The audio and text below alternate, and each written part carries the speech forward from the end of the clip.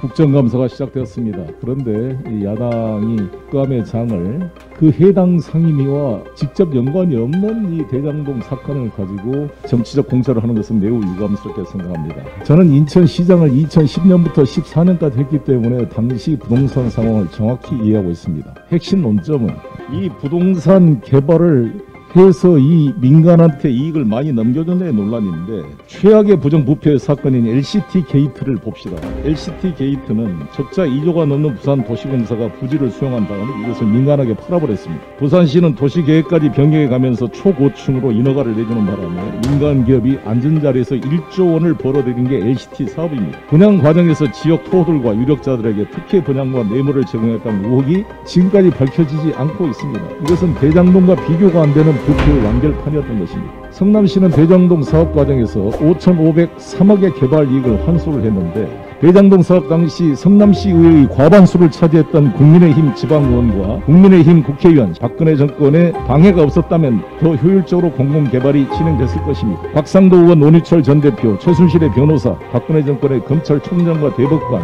국민의힘이 추천한 공수처장 후보, 한나라당 청년위원회 부위원장이었던 남욱 변호사, 신영수 전 한나라당 의원까지 화천대유 게이트에 연루된 핵심 당사자들은 모두가 하나같이 국민의힘과 관련된 전현직 인사들입니다. 국민의힘이 부동산 문제로 국민권익위에서 탈당 명단을 부여받은 사람이 5분입니다. 그중에 강기훈, 이주환, 이철규, 정찬민, 최춘식이 있는데, 이 정찬민 의원이 이번에 구속영장이 발부돼서 국회 체포동의안이 의결되었습니다. 용인시장 시절에 뇌물을 받았다는 의혹으로 이 부동산 관련해서 구속이 된 것입니다. 또 이번 국감 관련해서 확인이 된 사람이 김선교 의원입니다. 보도에 따르면 2011년 7월 양편군 인근 지역에 임대주택을 지으려던 LH 계획을 백지화하고 해당 지역의 윤석열 후보의 장모 최모 씨 회사가 신청한 아파트 개발 사업을 허가했습니다. 양편군은 설정한 사업 시행 기간을 2년 가까이 넘기면서 사실상 미인가 상태에서 공사가 진행됐음에도 아무런 조치도 취하지 않았습니다. 이를 통해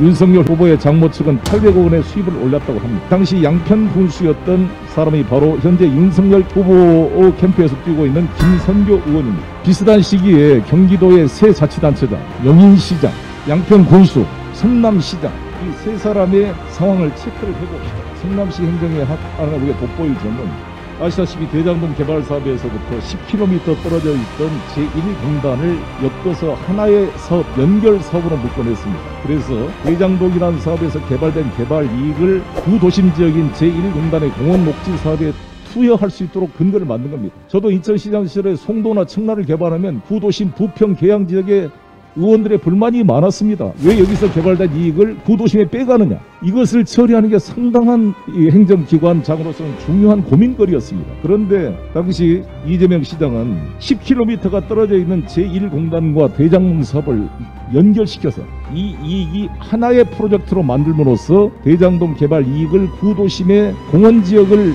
새롭게 조성하는 비용으로 쓸 수 있도록 근거를 만든 것입니다. 이거를 가지고 법률적으로 문제를 삼을 것 같아서 부재소 특약까지 만들어서 이 사업을 해서 5,503억을 공공환수했다는 것은 평가할 만한 일이라고 저는 생각합니다. 이후 과정에서 이제 생각보다 더 많은 이익이 남았다는 것. 왜 초과이익 환수를 하지 않았냐 이렇게 이야기하는데, 그때 부동산 상황이 불확실할 경우에는 확정 이익을 갖는 게 더 이익입니다. 당시 2014년 15년은 부동산 경기가 최악이었기 때문에 이것을 확정 이익으로 받는 것은 불가피한 선택의 면이 있었다고 생각합니다. 그 이후에 이렇게 부동산 값이 폭등될 것인지 예상을 못했을 것인데, 이후에 부동산 값이 폭등하다 보니까 이 돈을 가지고 지금 도둑들이 작물 가지고 서로 싸우다가 사고가 난 것처럼 이 문제가 발생하고 있다고 봅니다. 제일 우리가 주목해야 될 점은 최태원 회장의 여동생이란 최기현이라는 사람이 왜 이러한 사람한테 400억이라는 돈을 지급했는지, 그것에 대한 근거, 이유를 밝혀야 되고, 당시 박영수 특검이 친척에 100억을 줬다 그러는데 이 곽상도 아들 50억과 함께 심각한 부정부패 의혹이 있다고 봅니다. 이재명 시장이 성남시장 할 때는 아시다시피 박근혜 정권이 실세였고, 2016년 말에는 이제 박영수 특검이 실세였습니다. 문재인 정권 들어와서는 윤석열이 사실상 검찰 권력이 실세를 작용했습니다. 즉 박근혜 정권 때 최순실로부터 후원을 받았다고 알려진 곽상도 민정수석, 그 다음에는 박영수 특검과 절친 관계에 있다고 하는 밑에 수하 관계에 있었던 윤석열 검찰총장 시절, 이렇게 최순실, 박영수, 윤석열 이 세 실세들과의 관계 속에 수상한 400억, 100억, 50억의 의혹이 존재하고 있는 것입니다. 이에 대한 철저한 수사가 필요하다는 점을 다시 한번 강조하겠습니다.